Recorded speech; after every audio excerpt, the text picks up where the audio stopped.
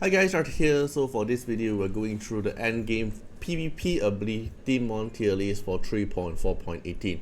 So the previous PvP Abilimon tier list we made is like 4 months ago, so I would like to update the tier list now. And there's a little bit changes for it because I found out some Esper they are working amazingly good in triple threats, and like for example like 𝐻𝐻 here actually got a small buff due to 𝐀𝐁𝐈𝐋𝐈𝐌𝐻𝐍 release as well. So I'll have to do some adjustment for this tier list. This tier list is based on 4 months ago. I'm gonna do some adjustment and I'm gonna add in the new Esper we had within these 4 months as well. So the first thing I want to go through is 𝐀𝐁𝐈𝐋𝐈𝐌𝐻𝐍. So 𝐀𝐁𝐈𝐋𝐈𝐌𝐻𝐶 here originally I put her at waist, but to be honest I think 𝐀𝐁𝐈𝐋𝐈𝐌𝐻𝐍 here in triple threat at least is actually pretty strong due to her S3 damage. It's actually a very high nuke with extra true damage as well if you have a little bit of her reso. So in my opinion, I would actually push her higher until somewhere like good to have here, just because she's actually pretty good for triple threats. Okay, then the other one is 𝐻𝐻. So 𝐻𝐻 here recently got a buff, all thanks to 𝐀𝐁𝐈𝐋𝐈𝐌𝐻 here, because he's able to get a golden buff now, and we have tested him. I posted a video about 𝐻𝐻 as well. It's pretty decent in point war performance and beat bout and triple threat as well, because he can like 1v5 in triple threat as well. If you provide him like a certain very good golden buff, he's going to be very strong. So in my opinion, I'll put 𝐻𝐻 up to good to have now, because he's actually doing pretty well, because he can immune most of the debuff from the enemy as well, and all your buff provide to him will turn into his own attack up and damage reduction buff. He can get golden buff such as from Spirit Aegis from Chuyao, such as Accentuator from Lu Chang. All those things is actually a very good Esper for PvP now, so I'll put 𝐻𝐻 actually higher here. Then the rest of the Esper here, there's not much changes yet, so we will still remain at their current tier. Now I'm going to add in the new Esper. So the first one here we're going to go through is 𝐸𝐁. So 𝐸𝐁 here in point war and beat bout is actually pretty good. I would say that the skill up on her is not very that important, because most of the time when you use 𝐸𝐁, most likely is speed cleave comp, and usually when you use speed cleave comp you don't really need 𝐸𝐁 to take a second turn. Most likely it's going to just S3 bonus turn for that Esper. So let's say you're going to pair her with Moriyama, or let's say you're going to pair her with Meta Leading, then all you need is just one S3, one bonus turn, and most likely you're going to clear them. If you're going to fight for a long fight, then the skill up will help, but in my opinion I would say without is still strong. Like the AP push from the S1 is good, the S3 CD reduction is good, but she doesn't really need it, because most of the time the team that you're going to put her in is most likely going to be speed cleave. It's between without still strong or good to have tier, but personally I'll put her at without still strong. I don't think the skill up really matters too much. I think the divinity matters more on her. Then for Meta Leading here, I would say it's good to have as well, because Meta Leading is actually pretty strong in PvP content. I'm not sure in point war. I think point war he's a bit weak, because not really a lot of players using Meta Leading in point war, right? I think more often I see Meta Leading is in beat bout and knockout and triple threat, because the rival rune on him is actually pretty strong, and when everyone's stats is almost kind of the same, because rival rune kind of limit your stats gain, and Meta Leading get a lot of stats boost due to his R1. Like from the normal from the normal leading actually boosted him a lot of stats. So in the rival rune situation, he is kind of like the highest stats advantage compared to the other Esper, so most likely he's going to be very good in that. But in those cases, I also use Meta Leading in beat bout as well.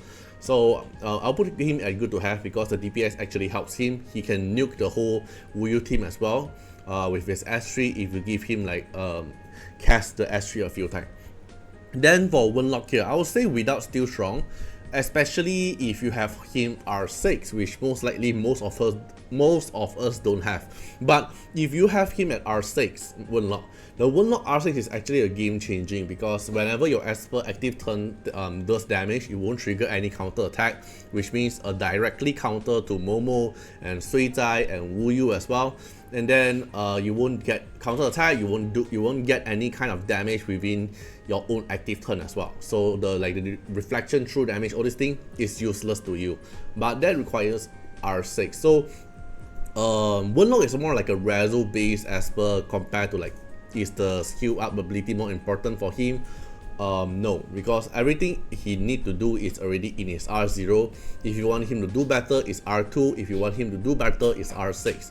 Nothing in his skill up actually changes what he does. Like, does he give him extra RNG chance or extra buff? No, it's just damage, but he doesn't need damage, right? So without still strong, in my opinion. Then Lu Chang here, I would say is for power beat bout.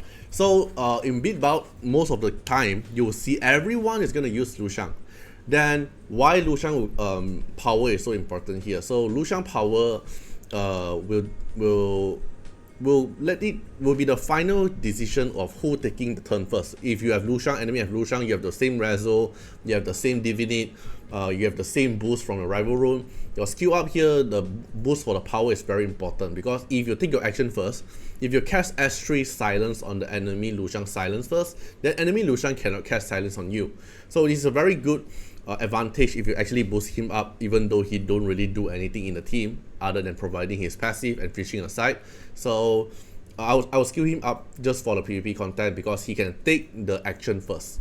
That's all. Because if he silences the enemy first, you have the higher head advantage. Okay, beat down here, waste. Totally a waste. Like, I R6 him. I thought he's gonna be good. I thought he's gonna be very cool, very handsome Esper, very strong Esper, like Hilda. No, he's just a useless Esper. So just make him no skill up. He doesn't need any skill up. He don't deserve it. Then for Meta Yintron here in PvP content, I would say without still strong, because all you need is his R2 damage reduction thing. The skill up doesn't give, he don't do damage, so skill up for him is waste. The healing doesn't matter with his skill up as well, because the healing is based on his max HP. I forgot his defense stats or the HP stats, but it's about his stats and it's not about his skill up. Skilling him up does not give you extra healing from his getting hit as well. So but without skill strong, he don't really need the Abilimon to work.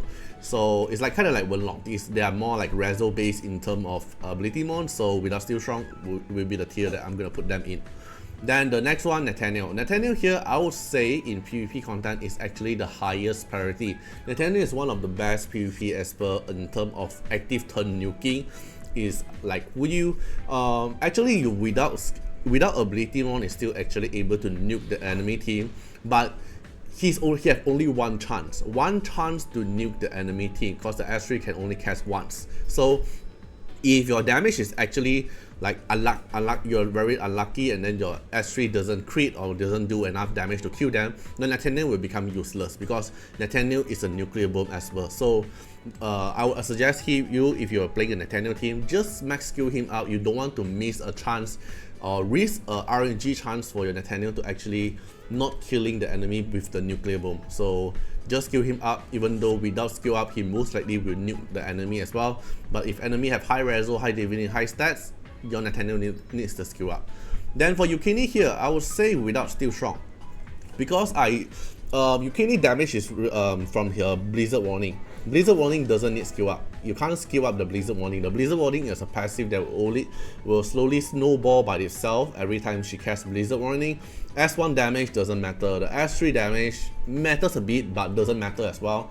So without still strong, I would put 𝐀𝐁𝐈, but she's definitely very strong. This is a tier list for priority Abilimon. It's not about how strong are they. So without still strong as well, I'll put 𝐀𝐁𝐈, because I don't think the skill up really matters on 𝐀𝐁𝐈. You don't want her to take too much turn as well. You want her to cheat, just keep Blizzard Warning. Then for Dislyte here, definitely the highest priority. One of our meta Esper currently in the PvP content. Very good in point war, very good in beat bout, knockout, and triple threats. Basically every single content he's very good. Very stats hungry, same like Momo. He's basically like kind of like a Momo thing, right? They are like doing the same thing but differently. Both of them is very stats hungry, reso hungry, equipment hungry, dividend hungry, Abilimon hungry as well. So, but if you can fulfill them all they need, they're actually very strong. So highest priority definitely for Dislyte. Then the last two Esper here is 𝐀𝐁 and Mingaw. So first one is gonna be 𝐀𝐁. 𝐀𝐁 for PvP content here, I would say is kinda somewhere highest priority and good to have, because she doesn't really do damage. She's more likely for you to increase the damage taker, damage reduction, stone as well. Damage does help a bit, just a little bit, but I don't think it matters too much, so I'll put good to have. Like if you have the extra Abilimon and you're looking for an Esper to invest in, I would say 𝐀𝐁𝐈𝐋𝐈𝐌𝐻 is actually a pretty good value to invest in, but to be honest, without any skill up, she also works perfectly with it. Just you have extra 1 turn compared to the other enemies 𝐀𝐁𝐈𝐋𝐻. Then the last one here, Mingaw. Mingaw here, I would say is somewhere at highest priority and good to have as well. I will put at good to have because in terms of PvP meta, he's not really that meta until you need to skill him up. So I'll put it at good to have. Like I do use Mingaw in triple threats when I'm out of good DPS, AoE DPS to actually nuke the enemy. Then I will pick Mingaw. And I skill up Mingaw because I really like his design. So I skill him up. So in PvP content, I think the only place I will use Mingaw is in triple threats when I'm out of unit to actually use. He's actually a very good multi-hit AoE damage that can one-shot enemy very fast. Then if I need this kind of Esper, I'm definitely gonna use Mingaw, and he definitely need the Abilimon for increase his DPS output. Because it's kind of like Nathaniel, you want them to one-shot it, but in terms of usage, right, Nathaniel usage is definitely higher than Mingaw. So Nathaniel have higher priority than Mingaw, so I'll put him at good to have. Alright, so that's all for this video, and this tier list here is purely for PvP content about the priority of using the Abilimon. Right, hope you guys enjoyed the video. Feel free to comment down what you guys think about it, and see you guys in the next one. Bye bye. Special thanks for the direct support on the YouTube membership. So for the benefactor of Artiar, which is JNMP, 𝐀𝐁𝐈𝐋𝐈𝐌𝐻𝐍, Epic Bullet Boy, thank you so much for your support. And for the supporter or patron of Artiar, which is Louis Schneider, 𝐀𝐁𝐈𝐋𝐈𝐌𝐻𝐍, Code Wilderness, Wang Tamer, Ziggy, Kamaruki, Sunwatts, Rimu, Chawny, Antonio Winterspoon, Von Hexa, 𝐀𝐁𝐈𝐋𝐈𝐌𝐻𝐍, Riku Fred X Iris, 𝐀𝐁𝐈𝐋, Rocco Stenzions, thank you so much for your support. Special thanks for the direct support on the live stream super chat for the latest tag. Thank you so much for Code Wilderness, 𝐀𝐁𝐈𝐋𝐈𝐌𝐻𝐍, Ethne, Love Fatima, Fatima Little Underwear, Bloods, Riku Fred, Chawny. Thank you so much for your support.